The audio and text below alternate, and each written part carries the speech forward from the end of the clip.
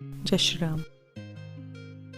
Hello students, आज जो हम पढ़ने वाले हैं वो है आपका सेकंड चैप्टर, और इसीलिए मैंने शुरुआत में ही कहा जय श्री राम। तो आप समझ ही गए होंगे जय श्री राम से। तो जो हमारा सेकंड चैप्टर है कक्षा 10th का, जिसका नाम है राम लक्ष्मण परशुराम संवाद। तो राजा जनक की सभा है जिसमें सीता जी का स्वयंवर हो रहा है और श्री रामचंद्र जी वहाँ स्वयंवर में विश्वामित्र जी के द्वारा लाए गए हैं। ठीक है, विश्वामित्र जी के संग जाते हैं वो जंगल में राक्षसों का वध करने के लिए। उसी समय पर वो सीता स्वयंवर में वहाँ उपस्थित हो जाते हैं।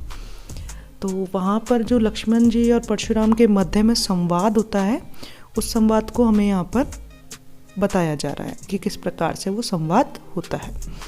तो जो शुरू की लाइन है, वैसे तो हम इसको सामान्य रूप से पढ़ लेते हैं, ठीक है, परंतु हम इसको गेयात्मक रूप में भी गा सकते हैं।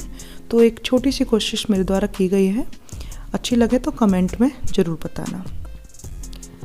तो जो फर्स्ट लाइन है उसमें ये क्या है कि शुरू की 2 लाइनें जो रामचंद्र जी के द्वारा कही जाती हैं और अंत की लाइनें ये हमारी परशुराम जी के द्वारा, मध्य में बीच में एक लाइन लक्ष्मण जी के द्वारा। तो शुरुआत में जो बात है वो ये है कि श्री रामचंद्र जी परशुराम जी के गुस्से को शांत करने का कार्य कर रहे हैं, और शांत इसलिए कर रहे हैं क्योंकि परशुराम जी बहुत अधिक गुस्से में हैं कि उनका जो प्रिय शिव धनुष था वो भंग कर दिया गया है, और वो जानना चाहते हैं कि शिव धनुष किसने भंग किया है। तो रामचंद्र जी सीधे सीधे उनको ना बताकर उन्हें शांत करने का पहले प्रयास कर रहे हैं। तो इन पंक्तियों में देखिए कि क्या सुंदर वर्णन तुलसीदास जी के द्वारा किया गया है, और इसको मैं गा के आपको सुनाती हूँ। अच्छा लगे तो कमेंट में ज़रूर बताइएगा। नाथ संभूथन भंजनिहारा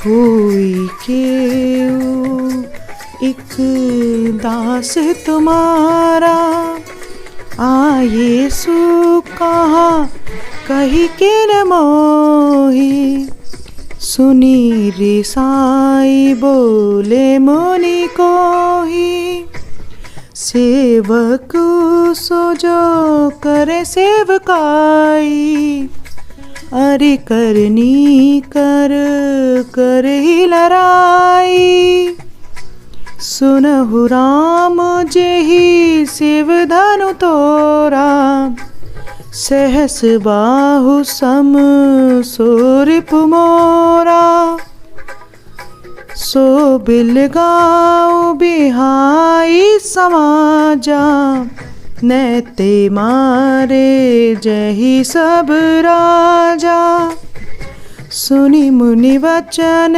लखन मुस्काने, बोले पर सुध ही अब माने, बहु धनु ही तोरी लड़काई, कबहु न असिरिस कीनी गोसाई, एहि धनु पर ममता के ही, सुनी रे साई कह भृगुकुल के तू,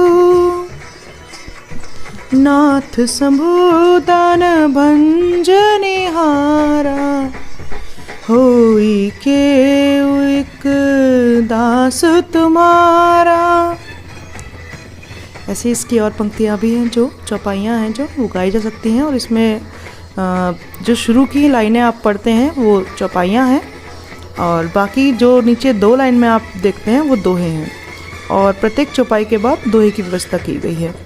तो इस प्रकार से आप इनकी और भी चौपाइयों को गा सकते हैं। तो गाने का प्रयास कीजिए और मेरे चैनल पर बने रहिए।